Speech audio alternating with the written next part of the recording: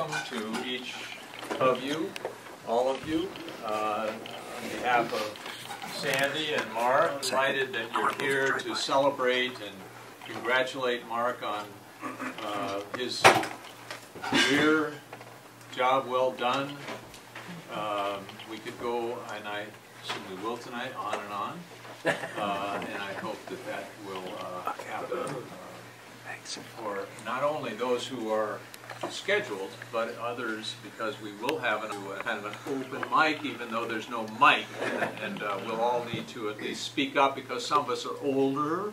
We'll appreciate being able to hear, so anyone who speaks. Exactly. I especially just want to welcome everybody, family, friends, those who have known Mark for a long time or a short time. Appreciate very much that you're here. I know it's extremely meaningful to Mark and Sandy. My name is Dick Sellers. I've known Mark since the early 70s when we were at Abbott Northwestern together, and I was chaplain there. And actually, it was Metropolitan Medical Center. Yeah, right there. Oh my God, not Abbott Northwestern. Metropolitan Medical Center. My goodness, of course. And that's, you know, you have to get old and then forget where you were. You retire, and, that's what happens. And my wife is saying, yeah, that's probably about right. So anyway, Mark was in the mental health area at Metropolitan Medical Center. We will be saying many things about Mark tonight. A dearly beloved brother who lived here for several years, Alan Grant. As Alan used to say, we'll trade lives. And some of the things we'll say about Mark will actually be true. But we'll all be saying them because we are appreciative and grateful for the things that he has done. And I know Mark dropped out of seminary. And actually some of us who completed seminary are probably appreciative of the fact that he dropped out. And Mark, this sort of... Okay, Sandy said. And Mark had, you know, kind of, what am I going to do? What am I going to do? And he wound up doing a ministry. Clearly a ministry. He thought, well, maybe, you know, I, like his father, a bishop in the Lutheran Church.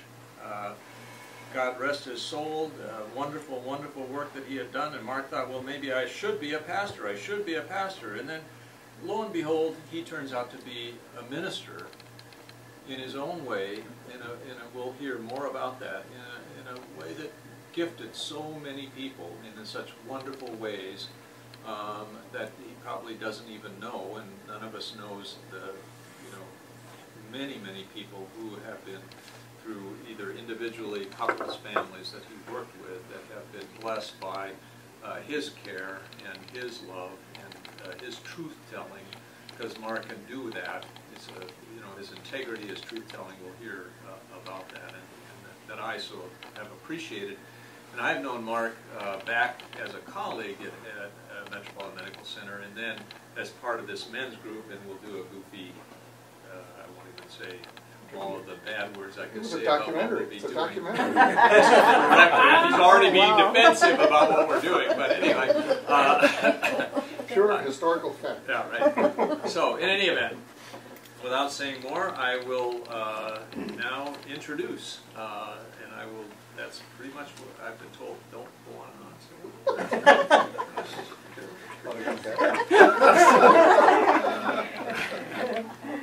So, Dave, Luke in auf Deutsch, but Luke, Dave, Mark's former colleague and office partner, will give us some words. You can stay where you want, or you can come up here, whichever you would prefer, Dave. So then Mark won't hit me. I won't be. Get some distance there. I hate it that I'm close to 60 because I didn't used to have to write everything down, but now I have to, so you'll just have to put up with the crinkling. I apologize for that. I met Mark and Sandy 34 years ago at the program at Stout in marriage and family therapy. And our colleagues, Randy and Sue Benedict, Randy was also in the program, and the 6 of us have really stayed friends for 34 years. Wow. It's kind of amazing. Especially impressive on your part. There's an honorarium involved later. The time when I've known Mark, he worked at Lutheran Social Services. He worked at Alina. He worked in private practice at Coon Rapids.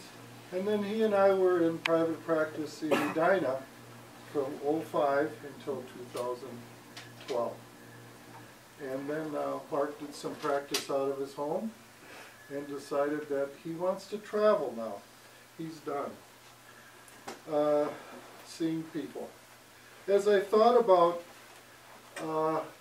how is it that Mark and I got along so well?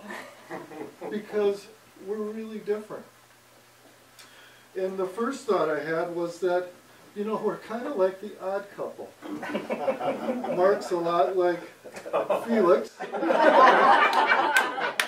He's fastidious.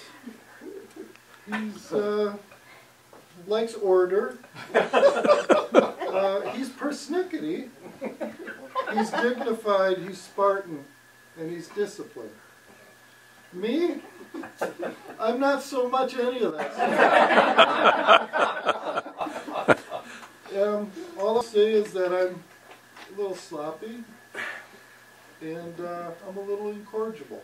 It does remind me, though, Mark and I love Ole and Sven jokes, and we used to share those, so it does remind me of a joke. Ole's neighbor, Sven, had a boy named Junior who came home one day and said, "Papa, I have the biggest feet in the 3rd grade. Is that because I'm Norwegian?" "No, Sven, it's because you're 19. That's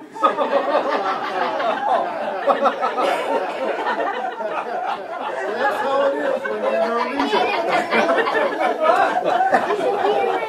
Now, I'm a little Norwegian, and I'm a little Polish, and I'm a little German. So, Mark and I learned to get along the best that we could.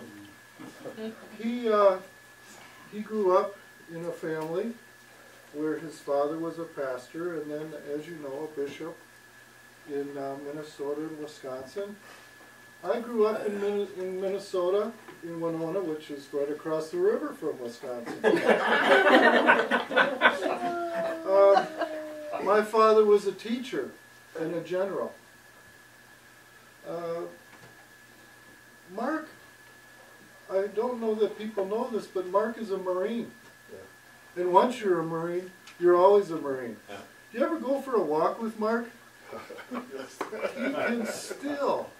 He can still walk incredibly fast. I can't keep up with him. And what's amazing, Sandy can. I don't know how she's developed that over the years. But Mark learned family values. He learned to respect authority. He learned loyalty. He learned to be tolerant of others. He learned discipline. He learned to do the right thing, to give back to family and community and country, and to care for others, and to be resilient. Now, Mark and I talked a lot about religion, to believe it or not, and you know, Lutheran Norwegians talk about going to services. My grandparents were Norwegian. And Catholics, they talk about going to Mass. you know a Lutheran, when the peas in the tuna casserole add too much color.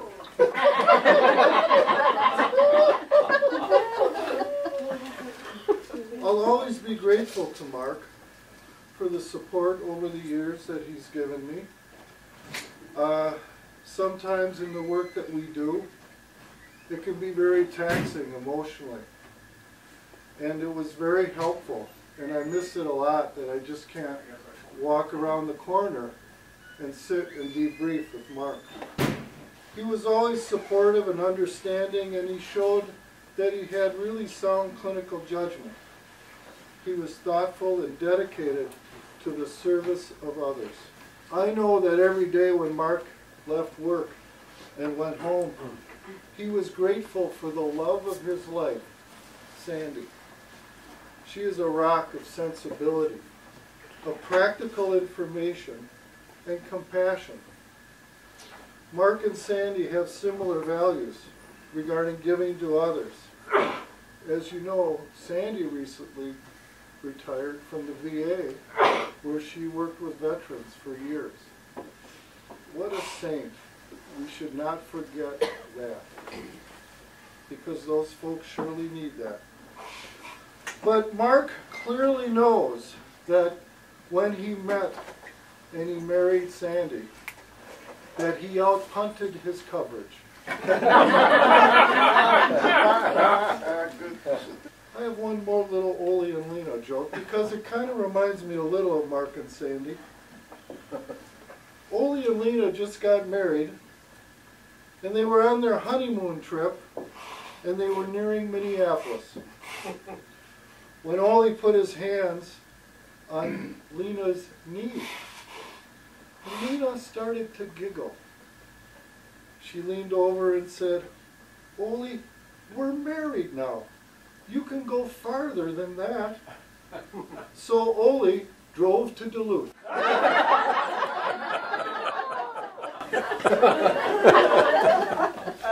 Now, Mark and Sandy are going to be able to do the traveling that they've always wanted to do. They just took a trip west. They took a trip east recently. They're going to go to Belize. They climbed Mount Kilimanjaro. That's pretty impressive. But as also, it reminded me of a story. I'm a little concerned about this, but I'm going to share it with you, because I hope this doesn't end up being Mark. But this woman comes home to find her retired husband waving a rolled up newspaper around his head. She says, "What are you doing?" And her husband says, "I'm swatting flies. I got 3 males and 2 females. She says, "How on earth do you know which gender they were?" "Well, 3 were on my beer and the other 2 were on the phone."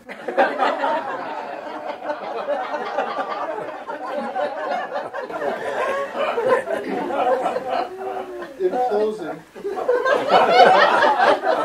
I realized that the reason we got along so well is that we are different, but we are much more the same. Mark understood that with his clients, and that was why he was so effective with them, and how he touched hundreds of people that he met, and likely more that he never met, because of how he gave them the resources to go out in their lives and be different. He was able to do that because he understood that although people are different, they are more the same. We all want to be loved, appreciated, heard, and understood. To be competent, to be respected, especially for our differences. And that we don't have a right to condemn others because we don't agree. What would our world be like today if our world leaders understood that concept? Mark not only demonstrated these values in his work, but also with his family. An example of this is the love and care and compassion that I noticed in Mark's life was how he and his siblings and their partners cared for their aging parents, Vern and Ann, in their later years. You could see the compassion in his eyes as he spoke of his mother's struggle with her failing memory. And the way the family rallied to care for Vern so that he could continue to live in his home. This is true love. And it's an example of the good job that Vern and Ann did with their children. I'm sure his parents are sitting up there right now, probably with a glass of wine and with a smile, toasting their son, saying, "You did good, boy. You did good." Yeah.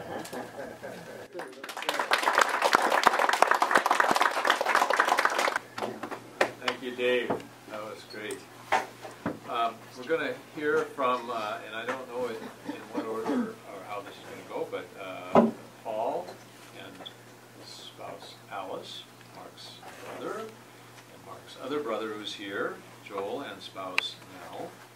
And I know Phil is not here, but the three younger brothers. So, however you can. Reminds me of the phrase, "and now for something completely different."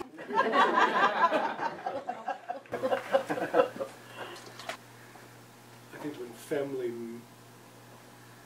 look at each other, they think, well, he remained closest to the family roots, or no, he did, or whatever.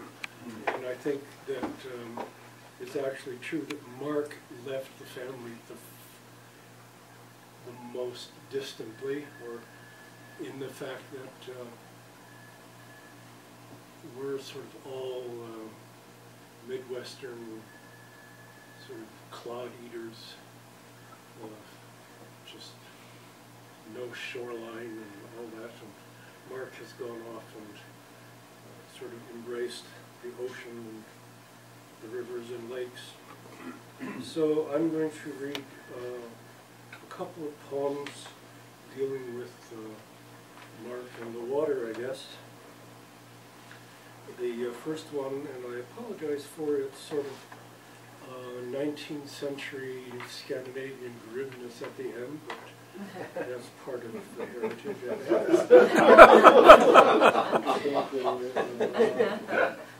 And maybe one preface. Mark has a sailboat down at Lake Pepin, and the technical term is a lake with a river running through it. So when I'm mentioning that in the poem, you can recognize what that is. So this is called Bringing Down the Mast. We on the bank are in October, with herring gulls as pylon sentinels or slow ruminants of the air. In the harbor, there is a carillon of halyards against masts. Upstream, beyond where the lake returns to just being a river, the source is winter. And my brother, sister-in-law, and I pull down the mast. The wind will not move us. The wind will not move us, putting our fists in our pockets as we walk away. And the next and last one is called Landlubber.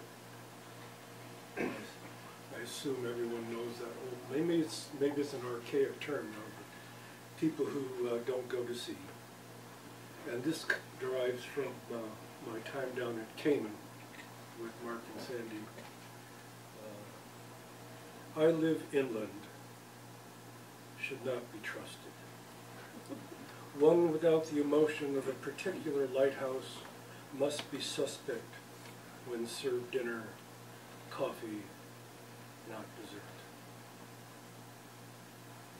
Have you sent great buildings, great warehouses slowly from harbor, seen them penetrate one horizon to believe in a next? Even in the vast of Kansas, you can sit, believe you are not moving, not feel the merest swell or tide, that 2 steps from shore can toss you on your ass with no change in weather. If you cannot be blind somewhere, hear your foghorn tune itself to the next, and the next start a symphony. What can come alive in your ears to crutch your eyes? If you have not swallowed water almost like yourself that you must spew out, how can you know you are not aswim in wisdom or shit? As a young boy, and at my favorite uncle's grave, I ate dirt. That wisdom is as deep as can be plowed. When crossing to Crete, when crossing to Stavanger, when leaving Hookland, Holland, more will be needed. I live inland.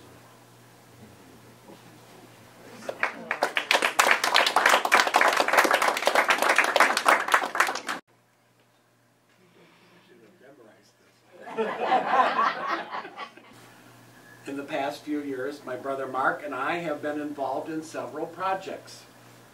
The first project involved Mark helping me rebuild the deck at Lake Wapagasas. Mark is a great resource for carpentry. He has the knowledge, the enthusiasm, every do-it-yourself magazine published, and more than enough power tools. We approached the project correctly, ordering extra lumber to allow for mistakes.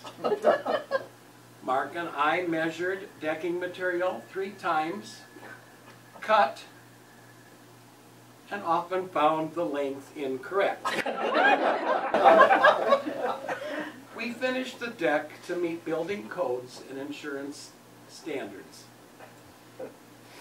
To reciprocate, I helped Mark drywall the lower level of 34th Street House. Again, we measured thrice, cut, and often found holes in the wrong locations. It's hard to anchor drywall when an Anderson has to think upside down and backwards. We finished the project within the city inspector's timeline, and all looks great after the professional taping and mudding. In retirement, Mark can measure the wind to get a proper sail, measure depth for the perfect dive, measure quality time with Sandy. I know that Mark will continue to be anchored in his faith, family, friends, boat, and wife. May life continue to be a work in progress. Congratulations on your retirement.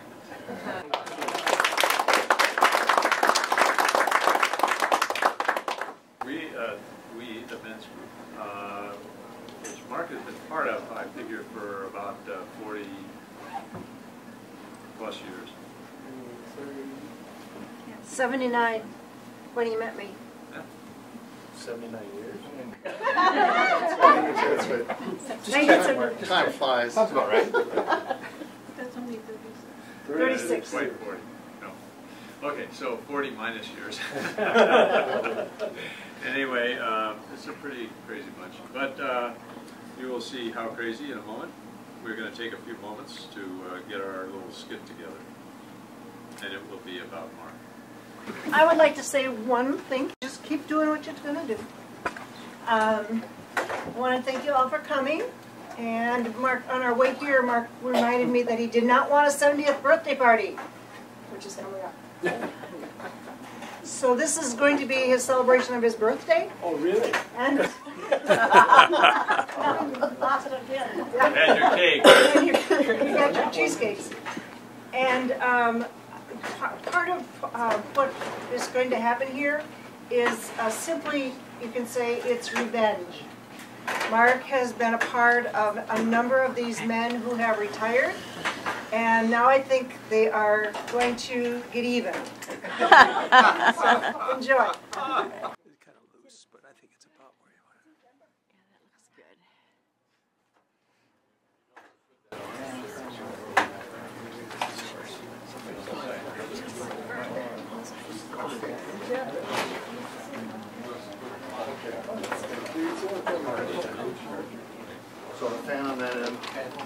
one more chair. What you want, another chair? Oh, Chair, all right. put that on. This has been rehearsed many times. In your fantasy. That's right.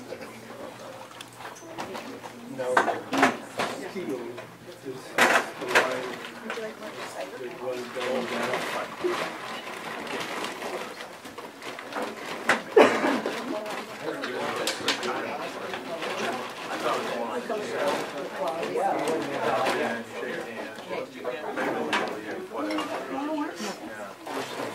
That would be a normal one.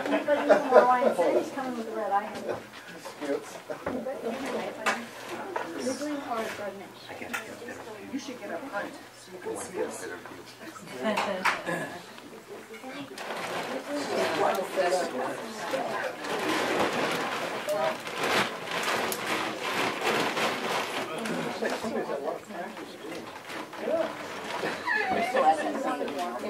Yes. Why do you sit?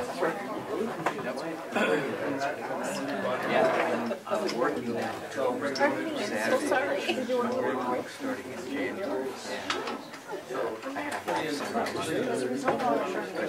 Very limited. I just practice all the time, and I'm as busy as I would be private practice. Yeah.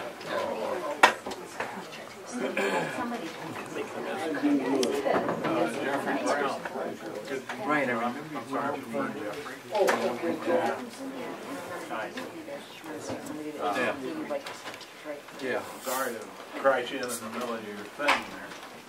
The clinic where I'm at, Regis Academies they have a office. Okay, guys. They're in Forest. It's great that we can be together on my sailboat on Lake Pepin. I want you to be completely relaxed and easy.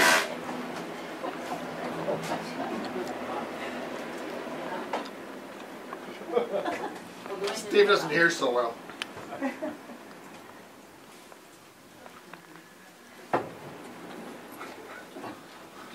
Time out. Maybe not so loud. Middle. Is that okay? Not too loud. Middle. That's good. Because you can control the wind. Yeah. I just want you to be completely relaxed and easy. Just have a good time. This is the first time on the boat for Toby, so there are just a few things I want to review. Oh my God. Yeah. Pay attention, Toby. From an eidetic, behavioral parameters for superficial peregrinations. What? of I have the no lobster idea nature. what you just said. Methinks our scriptwriter wants to break me of the habit. Okay, whatever. It means a few rules and regs for traveling on this here boat. Okay, whatever. I like to keep the boat in good shape. So I hope you all brought 2 toothbrushes. One for personal use and one for cleaning the deck each evening. Actually, the deck is already so clean you can probably use just one for both purposes.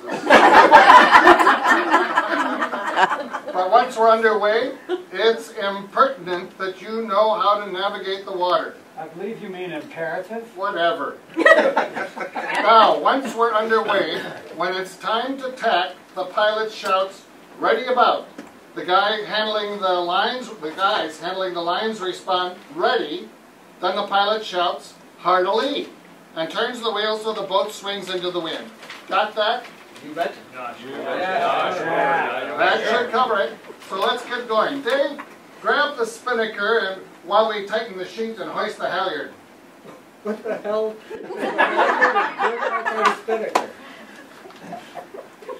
You thought this would be relaxing? So, Toby, you take the wheel. Oh, aye, Captain.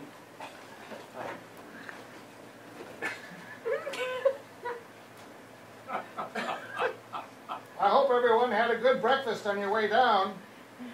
Yeah, I filled that pad at Hardee's. What did you eat? What I didn't get to hear. Hardee's! Not Hardee's, Heart-a-Lee. Oh.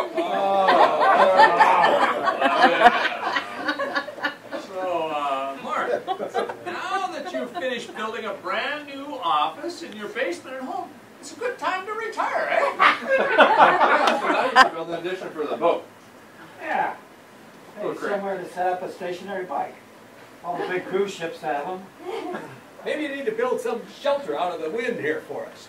Sure is a windy day out here. No, it's Thursday. I'm thirsty too. You have a beer? Let's have a bit. Yet they say hearing is the second thing you lose. I just hope we brought enough beer. Could we ever have enough beer? Hardly.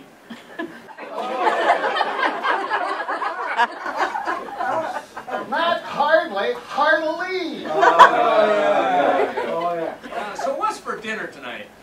Were you gonna make some soup, Dave? Yeah, I made my special recipe for artichoke leek soup. It's really good. Leak. I thought the captain said we couldn't take a leak on Pepin. What did he say? With all this wind, I can hardly hear under. You have to speak up. What kind of soup? Artichoke leek. No, not artichoke leek, it's heartily. You know, it's captain in charge business. It's highly questionable. At best, it's downright oppressive. Oh my God. It's certainly not democratic. We should use a consensus model to decide where we're going. I agree heartily. Heartily. Oh, yeah.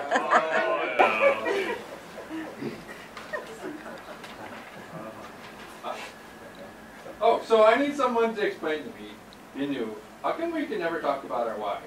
Oh, we're guys. It's not like we have anything else to talk about. Well, if Mark were in here, we could talk about how cranky he'll get in retirement. That could be a lot of fun. I don't want to talk about getting cranky. That's getting too close to home. Let's go back to talking about your wives. Okay, you guys. Okay, we're getting a little close to shore. Let's do it right this time. Remember my instructions. Here we go. Ready about. I forgot. What does that mean? Hey. Heartily. Right, like I'm going to fall for that again.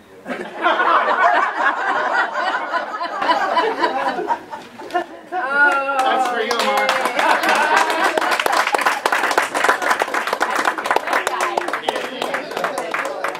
You need to know that we have been approached by the Guthrie Theater for rights. Lots of money involved. It's a working title, Captain Mark and the Unrulings. Oh, well done.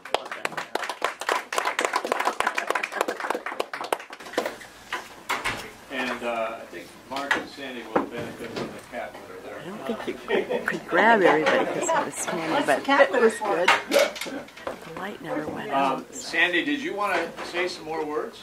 No. Oh, okay, so I had that on the, so I guess we have an opportunity here for Mark. Any rebuttal?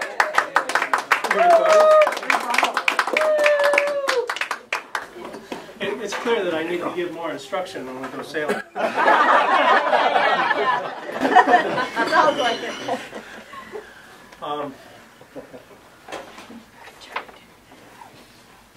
Yeah, thanks so much.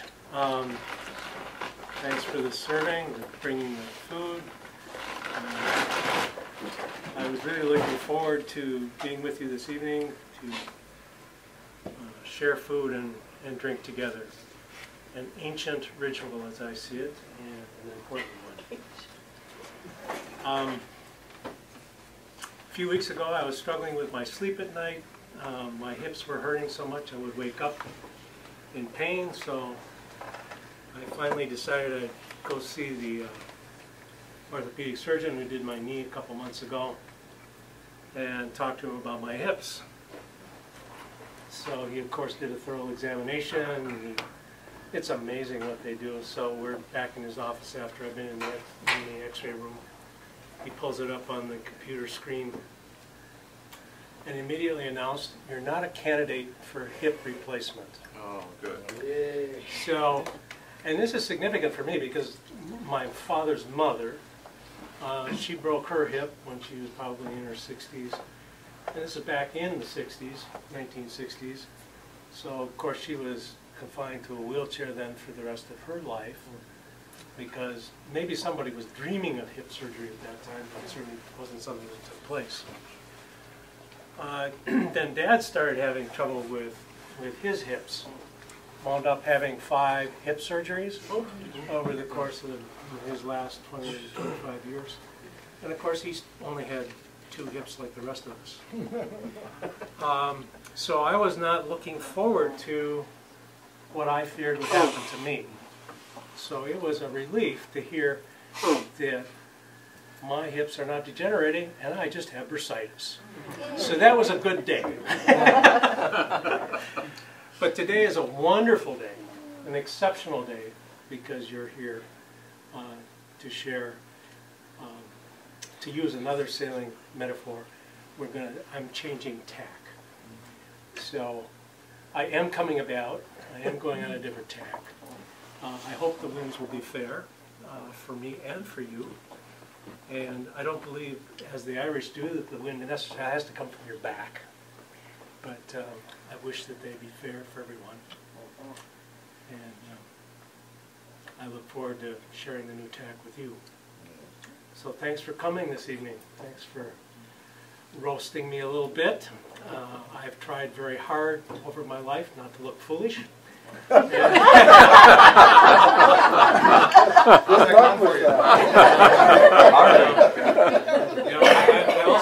also tried to be a perfectionist, and I failed at that too. So, thanks for coming. Continue to enjoy some food and wine. Happy retirement.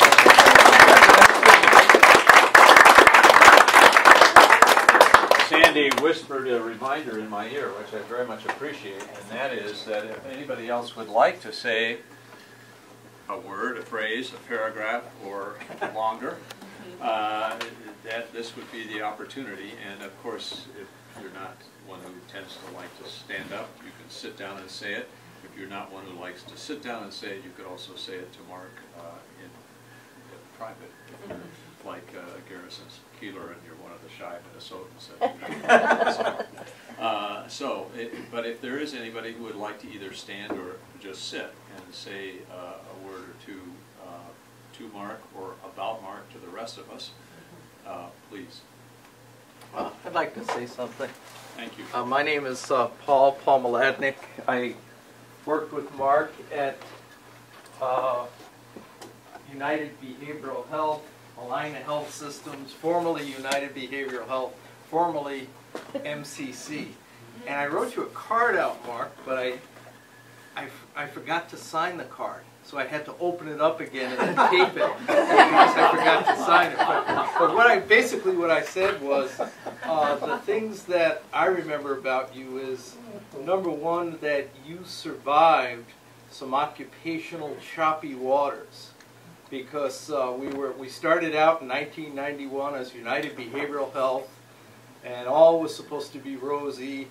And the next thing you know, in the mid-90s, we were sold to Allina Health Systems, and they put on this big spread of one of the hotels down on the 494 Strip. They told us nothing was going to change, and within a short time, everything started to change. And you survived some pretty choppy times. It was tough times. Towards the end there. We all got moved around, and it was difficult. And I thought that you were a great role model for me on how to handle stress and tough times. So I thank you for that. And the other thing is, I would refer clients to you, and I always knew that they got good care. David's comments about your service and your dedication to your clients is very true. So that was a blessing. Thank you.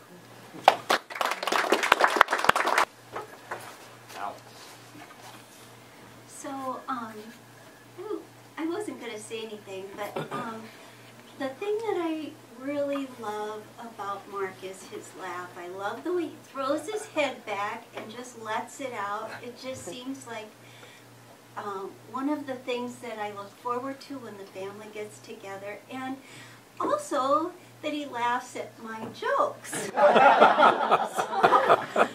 I thought, well, I told him this joke, and I had told Paul, and Paul, my cute little husband, Paul doesn't usually laugh at my jokes. And it's kind of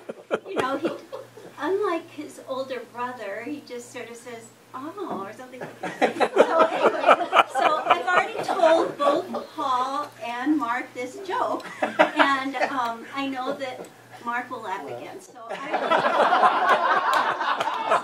I'll just share it with you.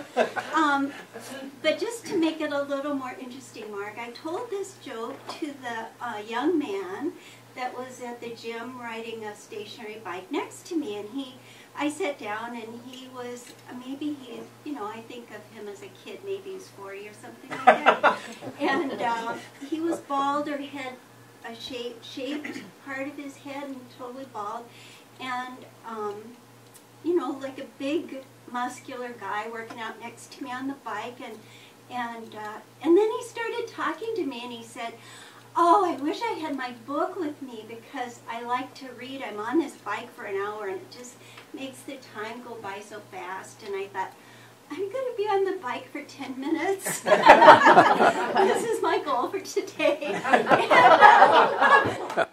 so after about 9 minutes, they said, well, before I leave you, I'm going to tell you a joke. That'll help you pass the time. And so I told them the joke about that I had told Paul and Mark. I told the joke about how Sandy and I were going to meet for lunch at a restaurant. And Sandy's waiting and waiting and waiting, and finally Alice comes in, and oh, I thought I'd never make it. Every time I took one step forward, I would take 2 steps back.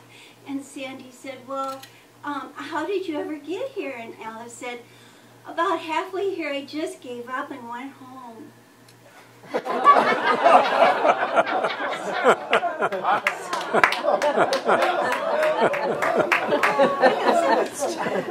kind of like that joke because I think it's a metaphor for my life.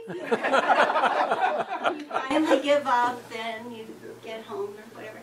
And so I told this young guy, this muscle man next to me, this joke, and he said, oh, good, well, I have a joke for you. And he said, what do you call a bunch of rabbits going uphill backwards? I said, I don't know. And he said, a receding hairline.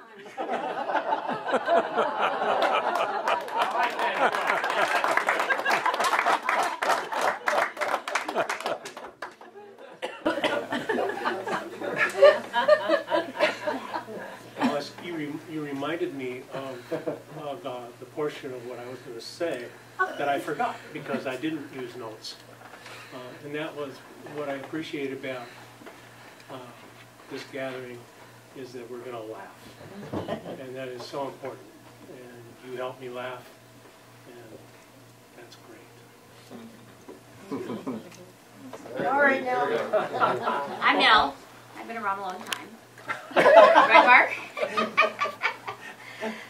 When did we meet? 60... Must have been a year or two before you graduated from college. 69, 70. I'm married to Joel, the baby, the family. And Mark and Sandy were going to get married out the lake. And they planned all this stuff. And you know Mark, we've all talked about how Mark is. Everything always in order, right? Planned, calculated, written down. Everything is all we set up and stuff. So it's always planned out, always correct. And then Nell will do whatever I'm told because I'm the wife of the youngest, right? So I'm doing whatever I'm told. So we get out there and I'm making the salads, I'm doing all the stuff for the reception and stuff, okay. And Joel's mom, Mark's mom, comes out and says to Mark and Sandy, you gotta tell Nell. What do you gotta tell Nell? Well, we got married last weekend because in order to meet the veterans bill for them to buy their house, they had to be married in April, but the wedding date was set in May, but they didn't want to tell, Bonnie and Sandy, they didn't want to tell your mom that they'd gotten married before the date, and of course, not Catholic, Lutheran, you know, so they were getting all this stuff happening. So we're saying, okay, we're just going to roll with this and handle everything, and we did. And it all worked out, and look at how it's all happened out, so very, very well. that's one situation where Mark was totally planned things out, and totally flopped, but it did turn out okay for the time of it. So again, sometimes the best laid plans are ones that are ones that not always work out the best. But anyway. I'm going to add to Nell's story about the wedding. I remember going out to Lake Lapagasa to this wedding. We drove up. It was a very, very windy day, and we drove up to this beautiful church sitting on the hill, and there were cows looking over the fence, and I remember my little nephew saying, Daddy, Daddy, look at all those cows. Are they coming to the wedding too? That was Mark. But anyhow, the wedding was very nice in this pretty little white church, and my uncle walked Sandy down the aisle, and thinking, oh, this is glorious. Sandy Catholic, Mark Luther, and whatever it was. So anyhow, things went fine. The wedding went on. We went over to the lake, had a beautiful, fun afternoon at the lake. And then I remember later in life we're at some gathering, and our family, I don't know if Sandy and Mark were there or not, but Uncle Ray finds out that Mark's Lutheran and Sandy's Catholic, and this wasn't a Catholic wedding. He, you know, if I had known that, I would have never walked her down the aisle. He didn't know. No, he didn't. Faked him out really well. We did really well. But Mark has been a wonderful, wonderful asset to our family. He's been really Sandy and Mark were so good to my mom when she was in her later life. She needed Sandy and Mark were so good to them, and he's just been a wonderful asset to our family. Mark.